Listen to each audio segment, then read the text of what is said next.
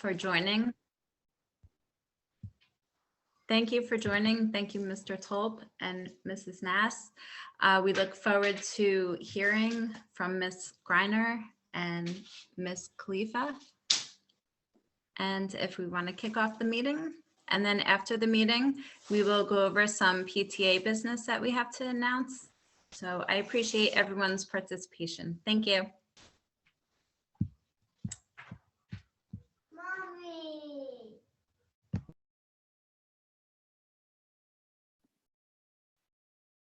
Thank you, Melissa. So as we transition to our counselors, I'm grateful to have our audience here today and to have everybody on the call together.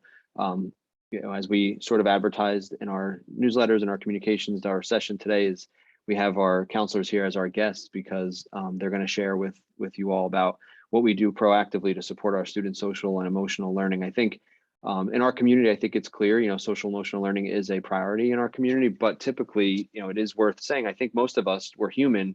We all have our experiences in school. You think academics. And yes, that's correct. School is an important place for students. It's where they come to learn. It's where they come to grow. But we as a school community, we also value social emotional learning just as much as their academic learning. And we do a lot of things intentionally and, on purpose to target their social and emotional growth. So we thought it was really important to have our counselors here so you could hear it straight from them, as they are, they're amazing leaders in that department for all the work that your kids get to do in their classrooms and just as part of Village School. So they're going to share with you a lot of the proactive things that we do as a school and also, individually with students to support that growth, much in the same way we do things intentionally to support their reading growth and their growth as scientists and their growth as mathematicians and their growth as athletes and speakers of languages. We also do a lot proactively to support their growth as people and as social and emotional members of a community. So with that, I will turn it over to the fabulous Ms. Greiner and Ms. Khalifa and thank them in advance for everything they're going to share today and for everything they do all year. So hi, welcome to Village. I'm Melissa Greiner. I'm one of our school counselors here. I've been here for quite a few years, so it's great to see some familiar faces here. I don't know, Melody, if you just want to introduce yourself before I go into my spiel that I'm going to do, or Sure. Thank you, Mr. Tolp, for the introduction, as well as Ms. Nass and Ms. Greiner, as well as our PTA president and PTA social and secretary leads. My name is Melody Khalifa. I have been a school counselor for many years, but I've been here for about 6 days and jumped right in. So I'm really excited to be here and looking forward to meeting everyone and getting to know these faces as familiar faces. So I'll turn it over to you, Melissa. Sure. So I'm going to share a little bit about, Mr. Tolp had mentioned that we do a lot of stuff proactively here at Village School to support, the social emotional growth of our students. I'm going to share about some of our structures that we have in place to support their growth proactively, and then also how we manage some things if concerns come up, across students. So as Mr. Tolp said, as a district, the social emotional learning piece is valued, just as much as the academic piece, if not more so in some ways. And we do have a committee here at Village School dedicated just to promoting the social emotional learning needs of our students. So, of course, myself and Mrs. Khalifa participate on that committee. And then we have a whole bunch of, 4th grade teachers, 5th grade teachers, special area team members, things like that. And our job is just to think about, what structures can we be putting in place to make sure that we're addressing the social emotional needs of our students. So, for example, one thing that we have in place proactively are Melody and I go into the classrooms on a regular basis and do guidance lessons, typically about 4 to 5 times a year.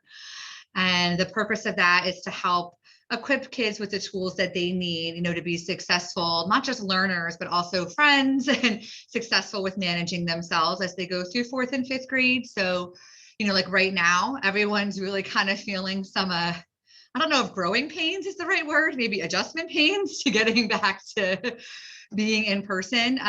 So right now we're visiting all the classrooms and talking about, here's reminders about how we pay attention in school, about how to be independent problem solvers.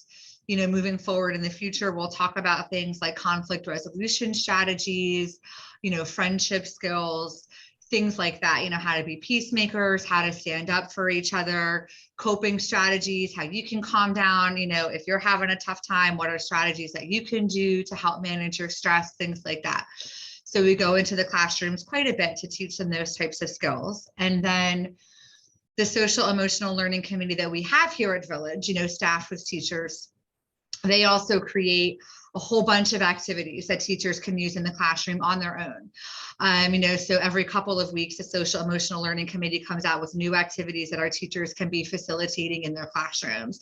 So for example, one of the activities that the committee put out right now is the difference between equal versus being fair. When we think of equal, we think of everyone getting the same thing, but not everyone needs the same thing. We really want to be focusing on fairness here in our classrooms, and fairness means sometimes different kids get different things, and that's okay. And, so there's an activity that teachers can do in their classroom around that. So the committee comes up with a whole bunch of different activities along those lines, so that not only are students hearing messages from the guidance counselors about how to make 4th and 5th grade go well, they're also hearing those types of messages from the teachers. We also do little things to recognize students, who are, exemplary in some of those areas that, we're looking to foster, and to kind of communicate, that they're doing a good job. So we have what are called leaders of the pack, which are little things that teachers can give out to students to reinforce, like, hey, you did a really great job, showing kindness or showing teamwork or things like that.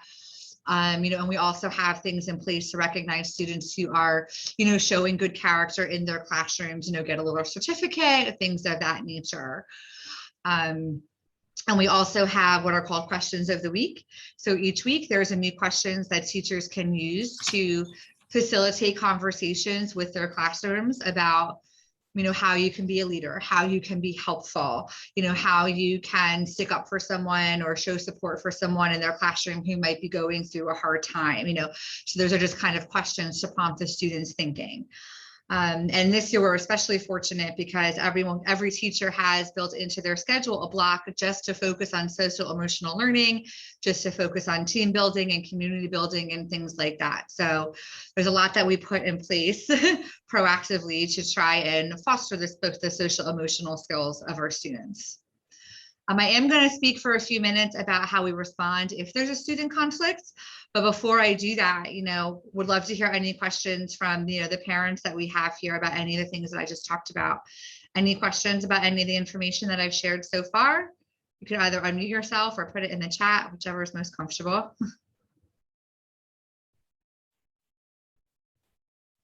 No, we're good? Trying to do a quick scan real quick. I'm not seeing anything in the chat. I'm also keeping an eye on, there were some questions that were submitted prior to the meeting. So thank you to those of you who had submitted some questions in the links. We'll do our best. We try to sort of answer them kind of organically as they come up, because oftentimes the questions are connected to the content that we share at these meetings. So we'll do our best to cover them as we're here. There is one about, are we seeing a difference or a change in the social and emotional needs in kids this year compared to prior years? I could probably give a quick answer, which is yes and no, which I know everyone loves that answer. But I think, are there some things that are unique to this year? Yes, and I'm sure Ms. Greiner and Ms. Khalifa could speak to some of that.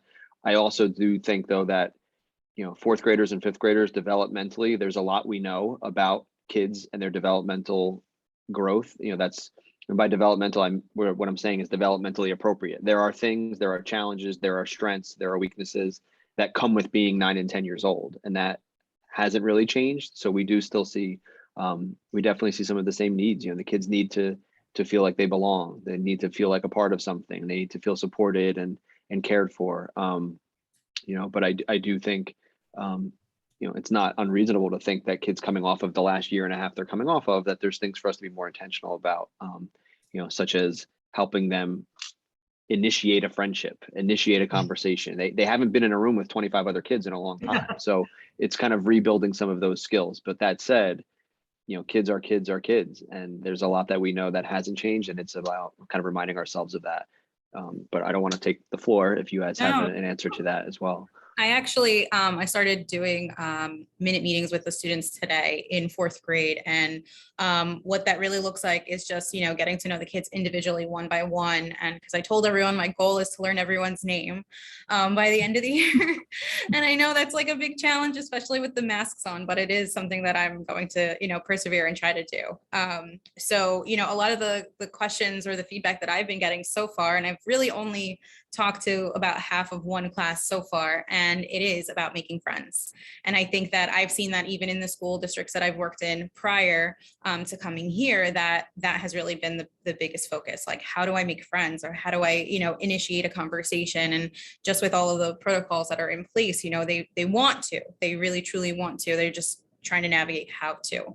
And so that is our job here to kind of facilitate that for them, whether it's individually, talking to the kiddos one-on-one. And that's kind of like what I'm trying to do. And I know Ms. Greiner has been doing that prior to me coming in, just talking to the kids and getting scanning like she used earlier, scanning the crowd and kind of getting a feel of how they are. But then, even in the group setting, pulling kids for friendship groups, whatever the need may be, social skills, and then just even socially, emotionally, what do they need? What do they want? And how we can help them get to that point. Yeah. And I think, piggybacking on what Mrs. Khalifa had shared, they're 4th and 5th graders, but a lot of them haven't been in the building since they were like 2nd or 3rd graders. And so I think some of what we're seeing, in addition to kind of, how do I initiate the friendships and things like that, is just kind of building their stamina back up for being in person for a full school day. And just kind of reminding them of some of the things that they actually know. So like, they know how to pay attention, but they've kind of forgotten a little bit, if that makes sense. So like, when a lot of them were home and on Zoom, they could kind of eat whenever they wanted. They could mute themselves and they could read aloud to themselves if that's how they chose to read, or they could mute themselves and talk to someone else or move around.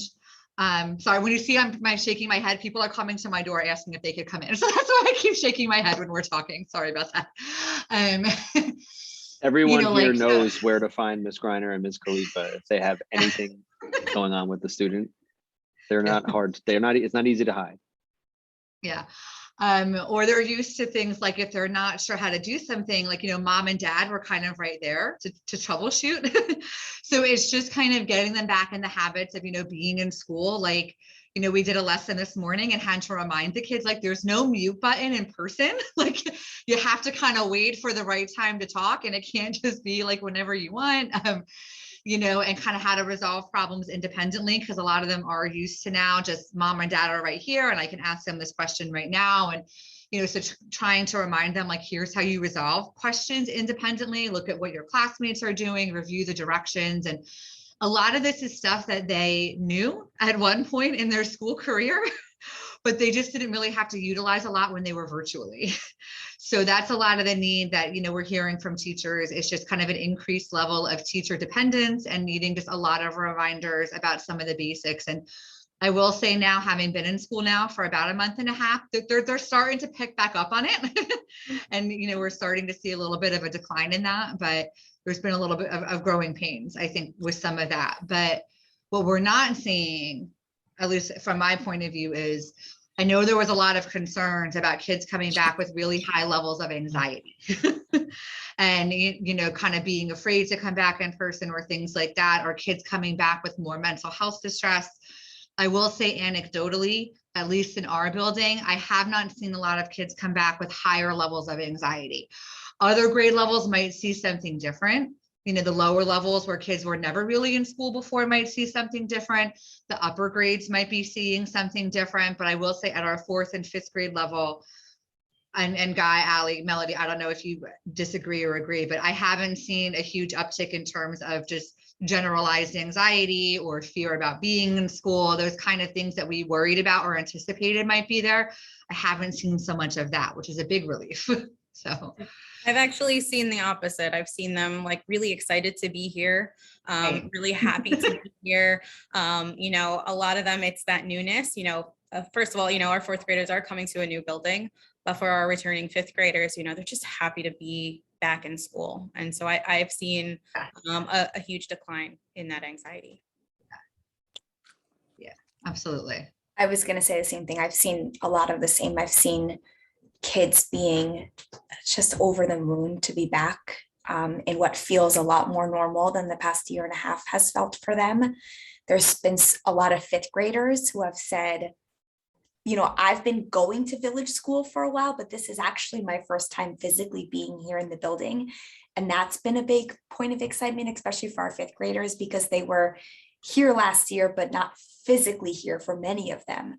So a lot of fifth graders have made comments that, wow, this is what this school looks like. I never knew that it was big, or I never knew that this hallway was this, where I never knew where my fourth grade classroom ever was. And I got to see it. Yeah. And because I never actually went there to my fourth grade classroom. So there's been a lot more excitement about, you know, just physically being here. And that's made them really happy. And for us, it's been nice. It's just nice to see kids in the building. And I know they're smiling. We can't see their smiles, but we know that they're smiling. I see we have a hand up. The name is Svetha. I'm not sure if that's the parent name or if you're on your child's device and that's the child's name, but the name I'm seeing is Svetha Parthasarathi. My apologies if I said that incorrectly. Hi. Yeah, you were fine. Hi, you. I'm the parent. My name is Sweta. I have a fourth grader boy in village school. So I just wanted to just add one point on the friendships part. I think while they're navigating their way back into making in-person friendships instead of over Zoom, I think the one thing that I've heard from my son and a couple of his other friends is that in lunchtime was a place for them to freely move around and make friendships and chat and do things that they were not. And they are still trying to navigate just three people in a bench, everybody looking in one direction. Yeah. And instead of just picking, I think it's pre-assigned who's going to sit with you. And instead of picking up, I'm going to sit with you today, I'm going to sit with you today. So they're still navigating that. Just thought I'd share that observation that's been raised in our home. And on the question of like the anxieties that you were talking about, it's glad to hear that there's not huge high anxiety issues. I was just wondering if you've heard anything from or observed from a teacher's perspective, how's the focus? Because at home over Zoom, there was a lot of relaxation. They could spin around in the chair and not sitting like straight and focusing like it was not. How does that compare to now sitting in class for a long time and having to actually pay attention? So I just wanted to get your observations on that. Sure. So, I mean, I think in terms of the focus piece, I do think there's a decline in the stamina for focusing. They're having to be, reminded a little bit more often, focus, here's what we're doing. And I think the stamina of the full day in person is something that everyone is still kind of getting used to be quite honest. So I think I feel like in some way from what I've seen a little bit of a decline, but in other ways also a little bit of an increase. So by that, I mean, when the kids were virtual, a lot of them were, and not all of them, but there was not as much opportunity for spontaneous conversation with peers or the teacher. A lot of them felt shy, having their cameras on, or felt shy to just share on Zoom. And I think we as adults all kind of empathize with that, because I see that when people meet on Zoom as adults as well, people are kind of hesitant to jump in and share. I found that kids tend to be, when they're in person, more alert and more engaged, because when they're in school, they feel like they should be doing school. And a lot of kids really kind of sympathize with the idea of like, when I'm at home, it doesn't really feel like I should be doing school. Like it feels out of place. And I think a lot of us felt that when we tried to work from home too, like it feels out of place to be doing this type of work in my home. And so I think kids were not always as engaged online. And when they've been in school, a lot of them have been more alert, more engaged, more talkative. So for example, kids that I would talk to sometimes on Zoom last year who would say nothing or would just give one-word answers, when I see them here in person, they're like, like almost the opposite. So in some ways I see like increased levels of engagement, but I do think that their stamina for focusing has gone down a little bit. Just from being in person all day, they're not used to it. And so they do need more reminders to like pay attention and things like that. And they also tend to need more reminders, like when we say, get this out, come to the carpet. Like we have to be like, okay, we actually want you to get that out. Like we actually want you to move, like, because they're just kind of like out of that groove. So I think they do need more reminders to focus, but at the same time, I'm also seeing just some higher levels of just engagement and participation. So Melody, Guy, Allie, I don't know if you want to add on, if that's what you're seeing also. That's just my perspective. No, I have to agree with you. The stamina piece is huge. You know, even as adults, we're struggling, you know, coming back for the whole day. So I can only imagine as, you know, 10 and 11-year-olds, how they're feeling, being in a chair when they could have been, you know, on their bed or in something more relaxing or flexible, and you know, not having to dress fully, not just the top half. So, you know, all of those are factors that, you know, are something to consider. You know, just even the breaks, you know, just having those mental breaks, those physical breaks, getting up and moving, are things that we have to take into consideration with the kiddos, because they're tired, and you know, wearing the mask when they had the freedom to have it off. You know, there's so many different lenses to take a look at when we look at their stamina, and that could, you know, in part take effect into their anxiety.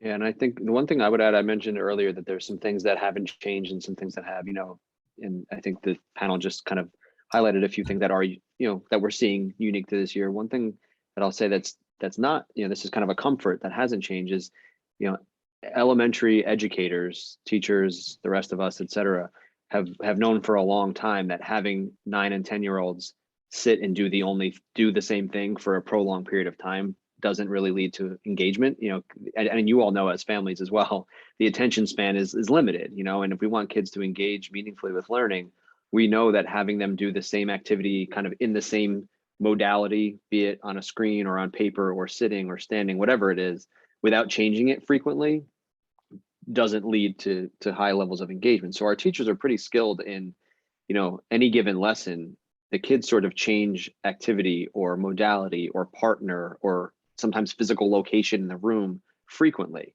because we just know that that's developmentally appropriate for them. So, you know, I think the challenge we've seen is not so much that they can't do those things, it's more that they're just unfamiliar and out of the habit of like school routines. You know, if anything, last year, while the environment might have been a little more relaxed because they were home or under, I saw a lot of kids under a bunk bed with like a blanket over their head, you know, they physically might have been more relaxed last year. They were in the same chair for the whole day looking at their computer, you know, and I think that was really hard for them. So I think this year there's more opportunity to mix it up for them, and teachers are taking advantage of that, but really they're doing what they always did, which was have kids move, have kids have partners, have kids, you know, take breaks, change the activity, et cetera. So we kind of tap into what we know about, you know, what lands well with kids at this age to break that up. And, you know, one, again, trying to keep an eye on some of the questions that were submitted. There was a question submitted about, you know, working together to provide families with some kind of guidance, almost like professional development for families around, you know, the virtual world or, you know, the kids' mental health, et cetera. One thing I wanted to make sure we highlight in this call is our district does a lot of work with what we call our parent university. I'm going to put a link in the chat. Parent universities are offered from time to time on different topics, and a lot of times they're the topics that we're talking about today. And the good news is a lot of them, I believe, are recorded and made available kind of after the fact, because not everybody can attend when it happens. This is a link to the kind of site on the district website with the different topics that have been covered so far. I think the next one is scheduled for November 9th at 7 p.m.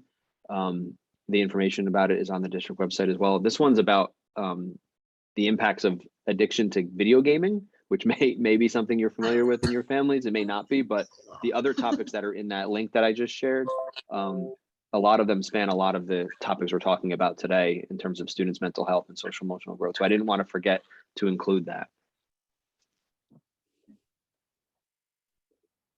And then you had asked another question, or it wasn't a question as much as an observation, but about how the lunchroom is different. I haven't had too many kids coming down to me talking about, you know, difficulty adjusting to the new lunch seating arrangements. However, you certainly get a different perspective at home with what your kids come home and share. So that is good feedback to know that the kids are kind of feeling it, feeling it a little bit differently, that there's a little bit less freedom in the cafeteria, and that is something that we can pass along to our teachers, as they talk about social emotional learning with their kiddos, like how can you, what are conversation topics that you can use if you're sitting with someone who's not, like your best friend in the class, and how can you kind of, be social with them, even if they're not, your closest friend or not your first choice of who to sit with. That way you're not just sitting there with people, but not talking and not, and being bored, like conversation starters or things like that. That's definitely right in the SEL wheelhouse that our team can, share with teachers, here's something to talk about with your kids and kind of rehearse and role play a little bit. So I'm going to make note of that feedback for our social emotional learning committee so that we can address that with the next round of activities that we put out there. I don't think it's difficulty adjusting to the new lunchroom setting, but as you said, just how to navigate and still create friendships and still make it like a fun place. Or even with the restrictions in place. I mean, the restrictions are the new reality, and that's how if that's how it should be, that's how it should be. But they just need, I think, help adjusting to the new place, and how to, as you said, how to form friendships, even if all of you are facing one direction, and if it's only 3 people per bench. Yeah. No, I think that's a great observation, and I'm so glad that you brought that up, because I hadn't been aware that kids have been talking about that at home. So thank you. See, we have another hand up, Pat McKay. Not sure if that's your name or your kiddo's name, but Pat McKay, I see your hand is up. Hi, my name is Padma, and my daughter is in 4th grade this year at Village.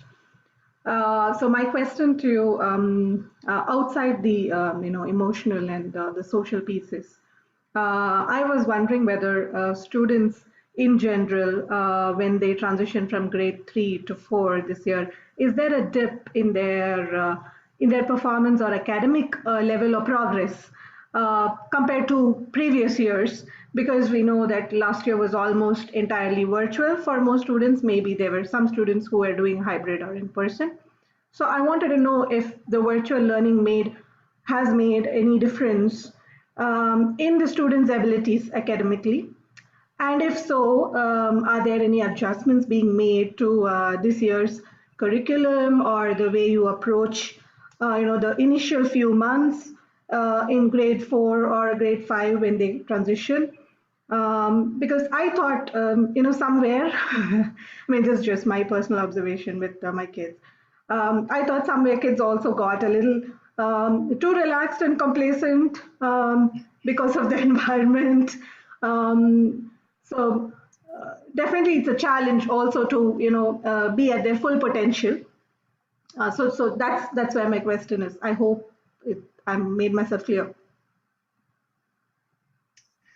No, it's clear. I'm looking at all the boxes on the screen and thinking about who's the best person to respond to that. So not sure if you want me to take that, Guy or Allie, or if you want to take it.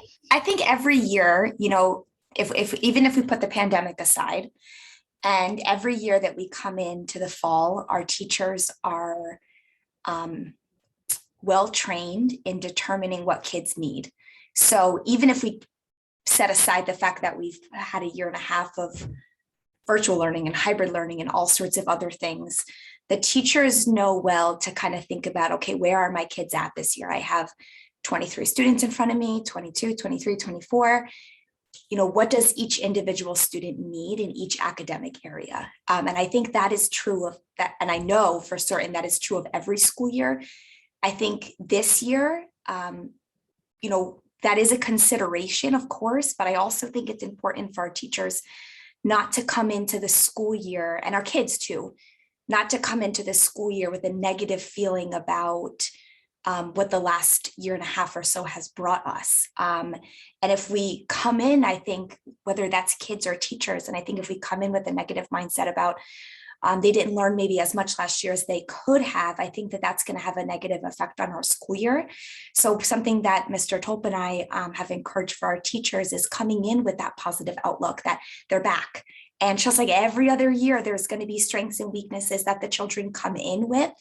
And it's their job as classroom teachers to think about all of the different ways that they're aware of that they could support kids. If they come in with, maybe last year, there was a content area in math that they were really, really weak in. Maybe they would have been weak in that area even if we were kind of in a normal school year. But our teachers know well how to combat that. And as I said, I think that's true of every school year, not just this school year. And I think to address another piece of that question, you mentioned the curriculum. Have there been adjustments to the curriculum? I mean, the way our curriculum is set up, it actually positions us really well for this year, for any year, but especially this year. It's set up around the standards, the grade level standards that are, consistent throughout the state of New Jersey to sort of outline what's appropriate for a fourth or a fifth grader to know and be able to do by this point in their education. And then our curriculum kind of works from there in setting up sort of authentic opportunities for the kids to build those skills and to enter at it based on where their present level of performance. So for example, if one of the standards for a fourth grade, and I'm just going to make one up here because I don't have it all in front of me, but let's just say a fourth grade reading standard might sound, a writing standard might sound something like student will be able to, generate an engaging lead or introduction to an essay. That's a fourth grade skill that post-pandemic, pre-pandemic, either way, kids all start the school year at different readiness levels for that. And the teachers can teach into what they need to build that skill. Another example would be in reading, a skill might be students will be able to identify motivations of characters. That's something a student can do in a book at a variety of reading levels. So the teachers, to Ms. Nass's point, the teachers knowing their kids really well, let's say the people on this call are my class, and let's say Melody, as a teacher, I know she's reading books kind of in this range, and I know Melissa's reading books in this range, and I know Michelle's reading books in this range.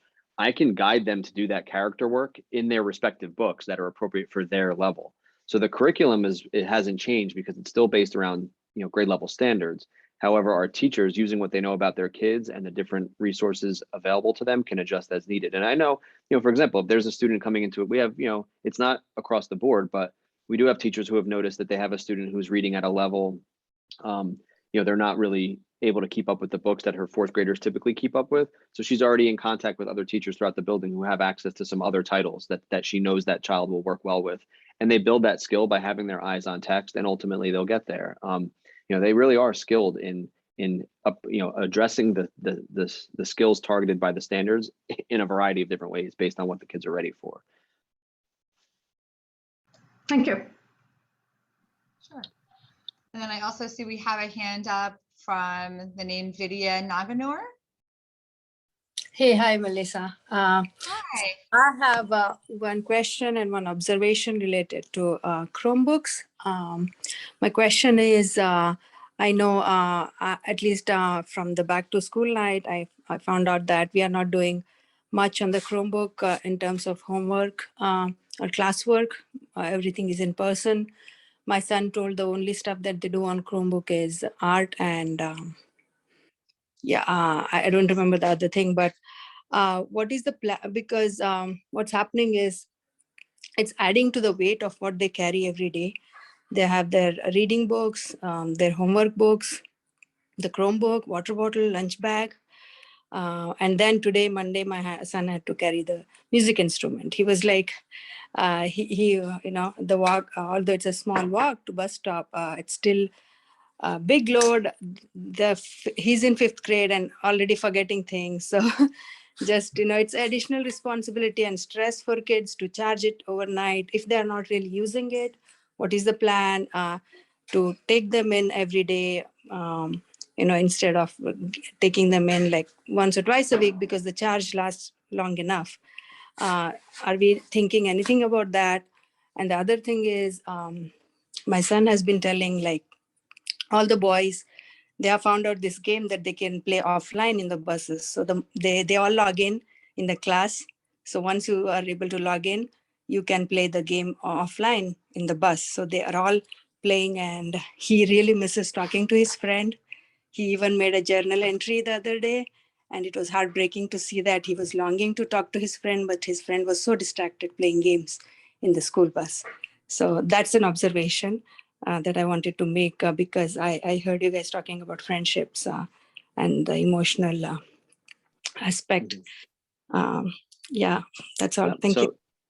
Yeah, no, thank you. And I can address that right now, and it'll actually allow me to address one of the other questions that were submitted. And again, I do want to make sure we have a chance to continue with Ms. Greiner and Ms. Khalifa and the information that they've prepared, being that we did kind of dedicate today's session to some of the work we do socially and emotionally with the kids to continue supporting that. And I want to make sure you all have a chance to hear what the additional information they were prepared to share. But with respect to the Chromebooks, honestly, the kids should bring them every day. They don't necessarily do things over Zoom and kind of video conference, obviously, when they're here in person, but they do. And as we mentioned earlier, the children, I know when I was in 5th grade, I didn't always tell my parents everything that happened in school. And I'm pretty sure that's a safe bet with your kids as well. They do use them every day, even if it's to submit work, organize work.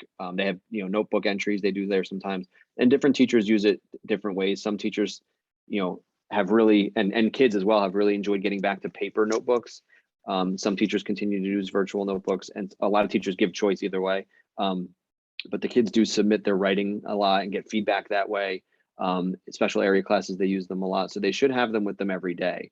And, we, of course, the teachers are kind of leaning into opportunities to have them interact in person just because we've all missed it so much. But, he does want to have that every day. And if there's struggles with things that he's bringing back and forth, we can work with him regarding maybe some of the things he's bringing that he wouldn't necessarily need all the time, or things that he could leave here. But with respect to the bus. Yeah, sorry to interrupt. One of the thing is like the music instrument, right? He's right now working with just the mouthpiece. He has opted for trombone, and he doesn't really use the whole of trombone, but he still has to carry it back and forth. So if something we can work out around that, that would be great. Okay, yeah, if you want, reach out to his orchestra teachers and see if there's an arrangement that can be made. I know, all the kids, it's not easy to be a 4th and 5th grader. I see them out my window all the time, and half the time their parents are helping them carry things to the car. So I get it. But, I'm sure there's something we can work out if it's becoming a real struggle. With respect to the bus, if I had a magic button to ensure that every child sat like this on their bus, the ride to and from school, I would press it. But with respect to the Chromebooks, the kids are always more tech savvy than we are, and they will always find a way. We do encourage them to make sure those Chromebooks are zipped up in the case and away in their backpack when they get on the bus. And the drivers do try to remind the kids to put them away, but the use of it on the bus is something that we thought, being that it can't connect to the internet unless there's Wi-Fi around, but like you said, they find ways to log in kind of offline for certain games. We will always encourage that. I know our teachers encourage that, and we can, we talk with the drivers as well. If we have, students who, we do encourage them that oftentimes if they break, it's because they took it out on their bus. So we encourage kids to make sure they keep it away and stored, because we don't want them to break it. But we can definitely continue to work with the drivers to ensure that they keep an eye on once they leave our parking lot. With that, I did want to turn, I know Ms. Khalifa and Ms. Greiner had some other information they wanted to share, specifically with respect to not only our full school structures, but also our individual interactions with kids as well. Melissa, you wanted to talk about HIV, right? Yes, I did. So the things that I had shared before about the lessons and stuff like that, that was what we do proactively to foster, positive social emotional learning for our students. But of course, conflicts do come up and we have to respond reactively, at those times. So I wanted to share a little bit about that. If conflicts, do come up with our students, the teachers, and of course, Melody and I as guidance counselors are able to help them navigate that. And Melody will speak a little bit to how we support students in a few minutes. We do, of course, also, have our code of conduct, which we follow to help manage, any type of rule infractions that come up. And then I don't know how familiar you are as parents, but there are, guidelines within New Jersey about how we respond if we think a situation might be considered a bullying situation or something like that. So as a part of what we do at the start of every year is we have an opportunity to share with parents just a little bit about what those anti-bullying regulations are, because they are one of the structures in place that we do have to help make sure that everything is going smoothly. I'm going to put a couple of links in the chat for you just so you have them for reference as we're chatting. The first is the district's anti-bullying, website, for lack of a better term. But this is where you can find all the information about who your anti-bullying specialists are in each school. And then put something else in. I've lost my ability to multitask. Hang on. And there was a parent training PowerPoint that was put together a few years back when the guidelines first came out. So I put a link in there for you in case you want to look at that. It is 28 slides full of content, and I did not feel like going through a 28 slide PowerPoint with you was the best way to facilitate this content on Zoom. So that link is there for you if you'd like to take a look at it, but I'll give you a brief overview just so that you kind of have in the back of your mind what we're referring to. So I think a lot of us growing up kind of pictured bullying or harassing situations as kind of, you know, someone who's unkind, who just kind of targets other people over and over and over again in this cycle, you know, like we used to see in the movies.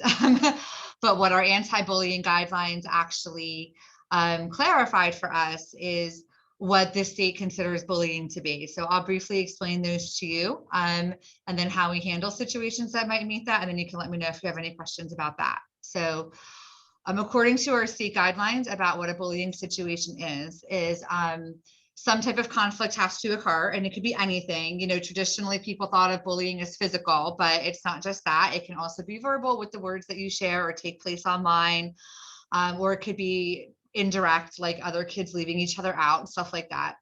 So something has to happen, and then whatever it is that happened had to be motivated by some type of characteristic, like motivated by someone's racial or ethnic background, their religion, their socioeconomic status. If they have a disability, it might be motivated by the person's disability.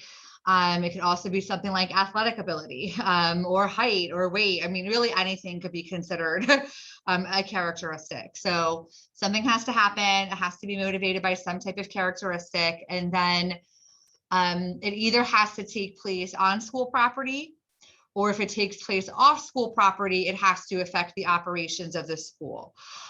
So typically, you know, if something were to happen off school property, it would be handled off school property, like at home.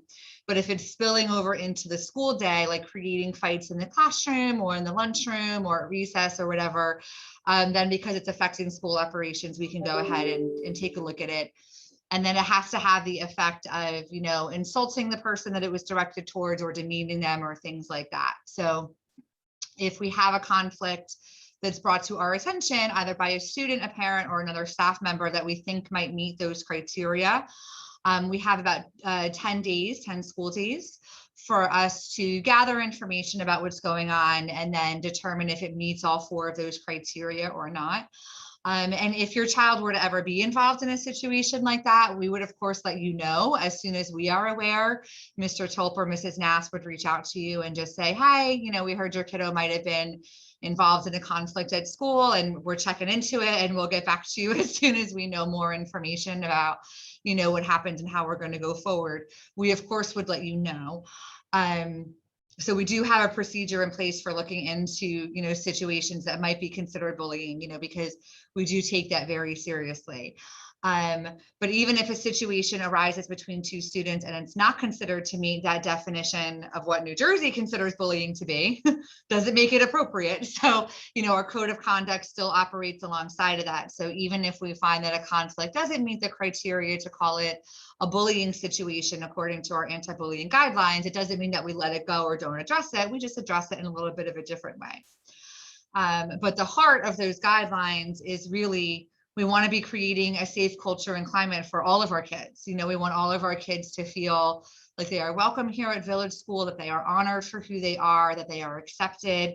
So the heart of those anti-bullying guidelines is really about being proactive and trying to avoid those situations from happening in the first place. So while we do have procedures that we follow to look into potential conflicts, really the heart of what we do is being proactive, you know, with things like our guidance lessons, teacher facilitated activities, questions for reflection, things like that, and trying to prevent situations before they even start.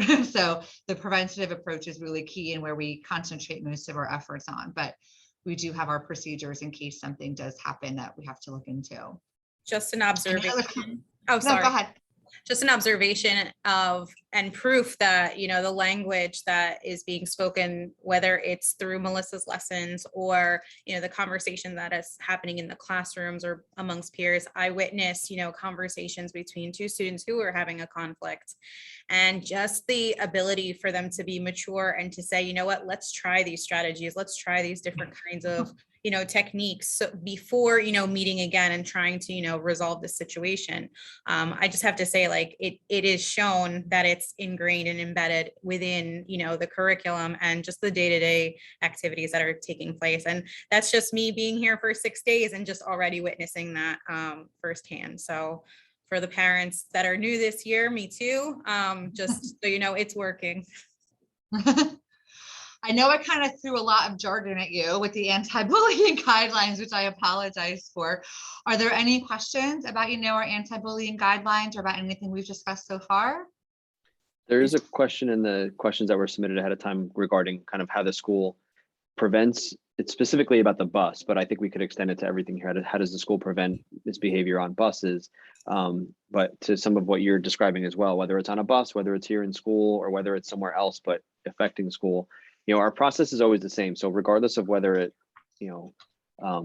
sounds like it might meet those characteristics that Ms. Greiner described from the state of New Jersey's definition or not, inappropriate behavior is inappropriate behavior. And we address it the same way. And I could boil it down to a pretty simple kind of equation. We get involved and discuss it with everyone involved to learn as much as we can about what happened. So we kind of investigate to learn all of the information around it. Because as you know, especially if you have multiple kids, there's always at least 3 sides to every story. There's this person, that person, and then everything else that's a part of it. So, we learn the whole story. We work together to move forward, and we inform everybody about what we're doing to move forward. And oftentimes, are there consequences? Yes. In terms of, things that kids have to do to sort of learn the lesson from what happened. But there's also, there's the moving forward piece. There's always, righting the wrong or mending the relationship or clearing up whatever it was that happened so that everybody can move forward together. And then we always inform everybody. So, Mrs. Nass and I actually go on school buses pretty frequently to address stuff with either individuals or with the group as a whole, talking with drivers. We do a lot of work together with drivers and, seating charts and families to kind of be as proactive as we can. But the bottom, but sometimes things happen, there are disagreements, and we do the same thing that we would here at school. We learn everything we can, we engage the people involved in a solution process, and we communicate home with all of you to kind of close that loop as well. But that's how we address those things, trying to kind of respond to Ms. Greiner's thread that she's weaving right now and address some of these questions that were submitted. So thank you. Aruna? Yeah, I just wanted to quickly share that my son was in 4th grade and Mr. Talp knows him.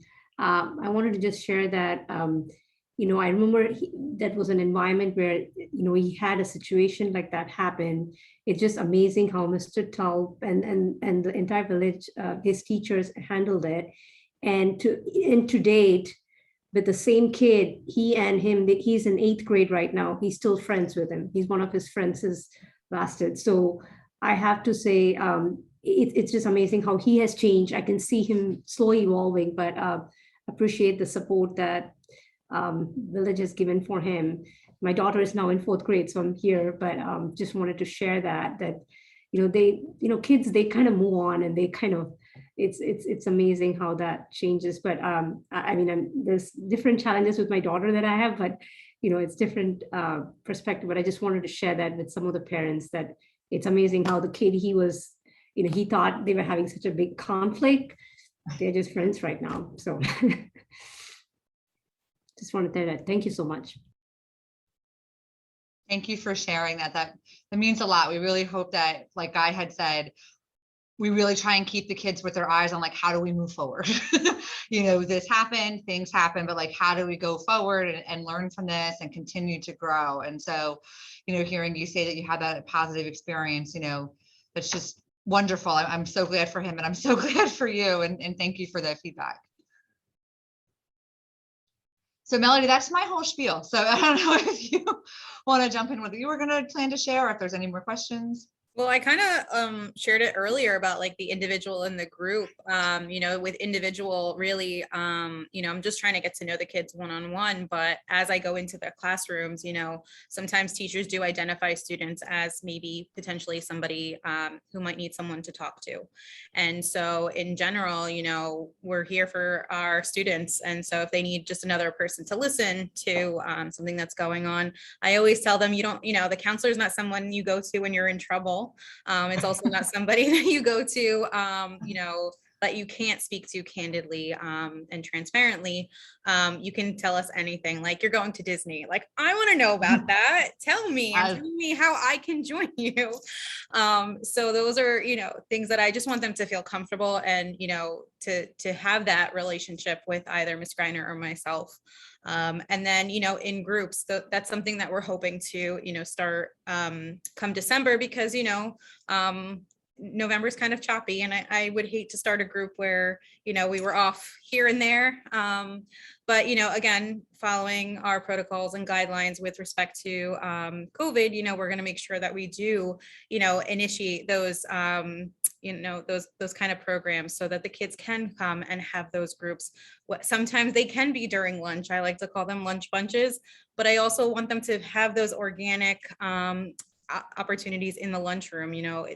The offices aren't always going to be necessarily available for those lunch bunches. So I want them to have the most normal experience as possible, whether it is in the lunchroom. And I know Ms. Greiner had talked about different ways that we can be creative in the lunchroom, but also, during different times of the day that also work with the teacher schedule, so that we can, again, create those groups that are necessary for our students to promote and empower them and to give them the necessary skills so that they can pass it on.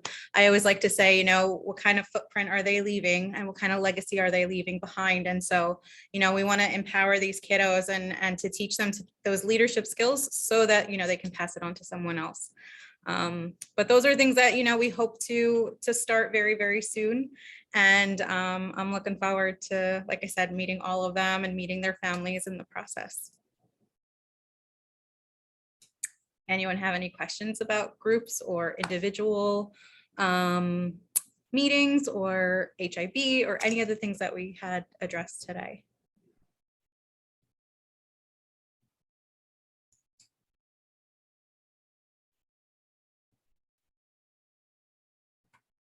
I don't see any hands. Does anyone see any hands?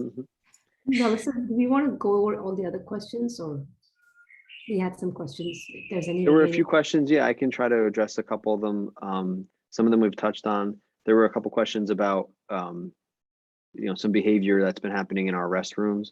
We did send a message out to the school community. Many of you may have seen that in our, I think it was in the newsletter, but I know we shared, I forget which venue, but I believe it was in the newsletter. We shared a message about some recent vandalism in the bathroom. And, there was a TikTok challenge going around. We don't know for sure if that's why vandalism occurred here in our bathrooms, but there was something going around that was kind of encouraging kids to do that at their schools. That said, I'll keep the details minimal, but we've been doing quite a bit of work to not only identify those responsible, but also ensure that it doesn't happen anymore. A lot of the suggestions that were submitted, like cameras and things like that, we've already got in place. Our school police officer, Officer Mike, did meet with every lunch and discussed it with the kids in their lunches. Mrs. Nass and I have put out videos to the kids, and the teachers have been relaying messages.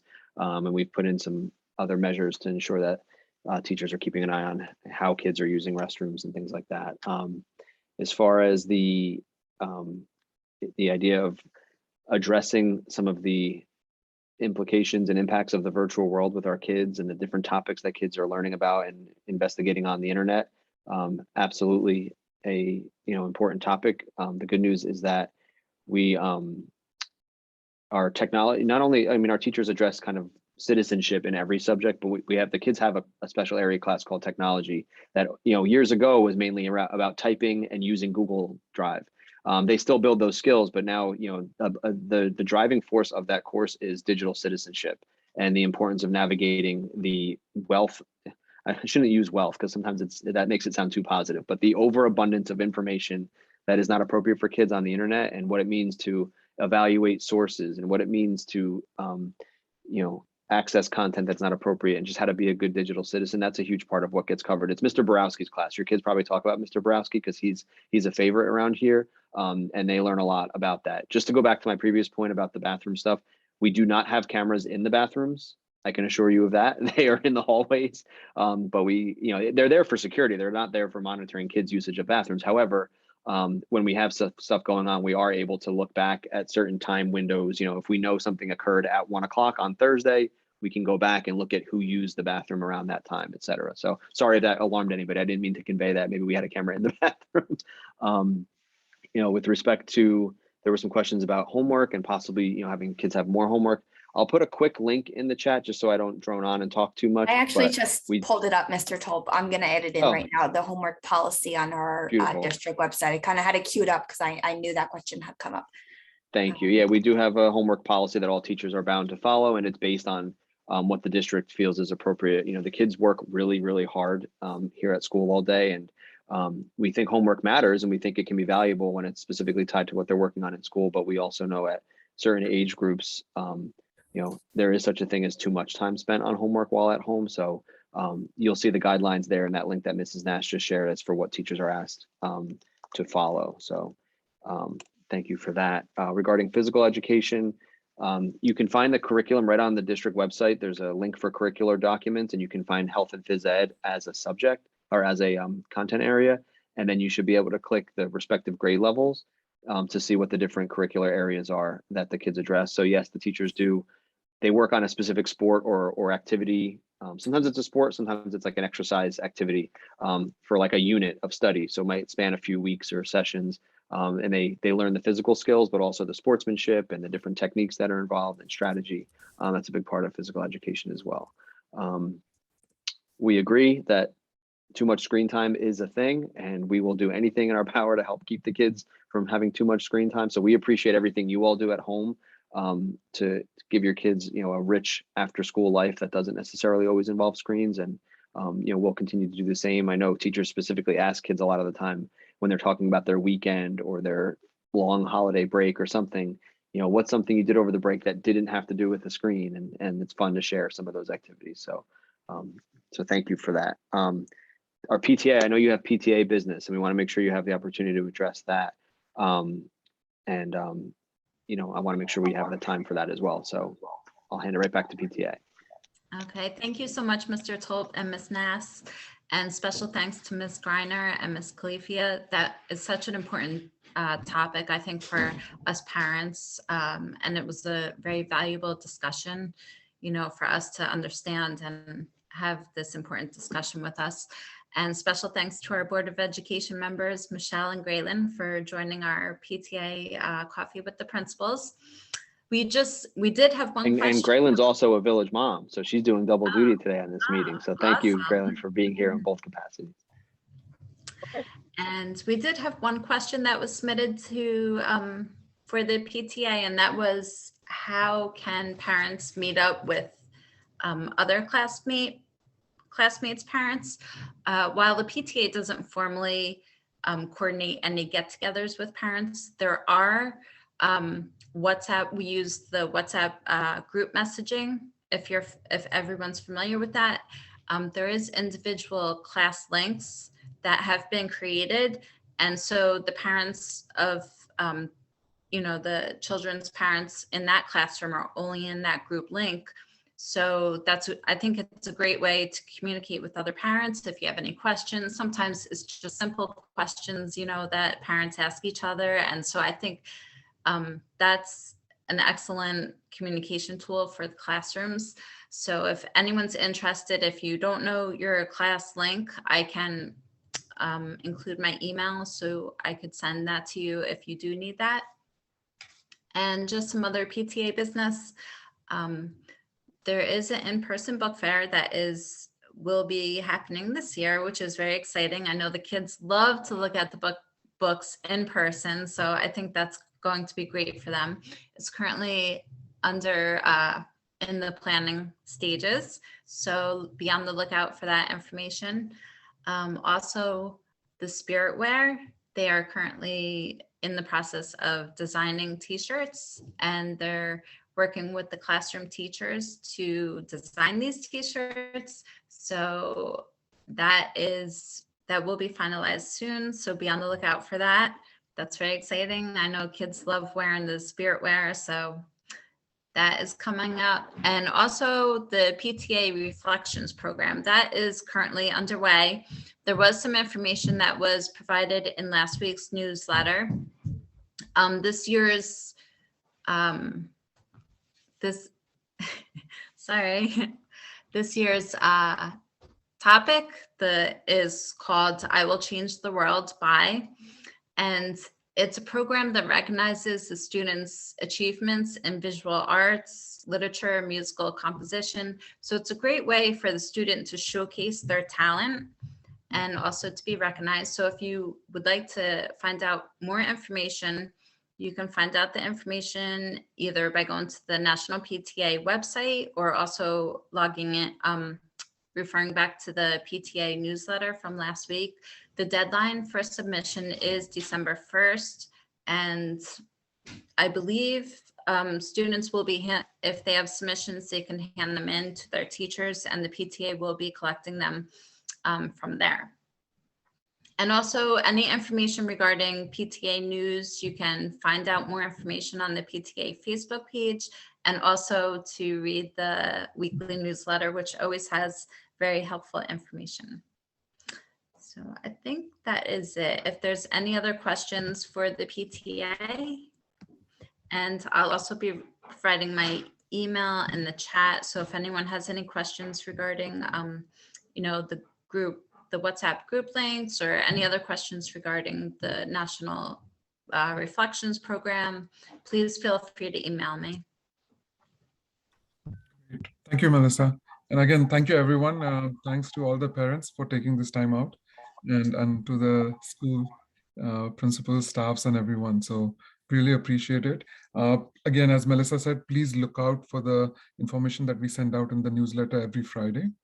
And then we'll plan a next coffee with principals very soon. Thank you, everyone. Bye.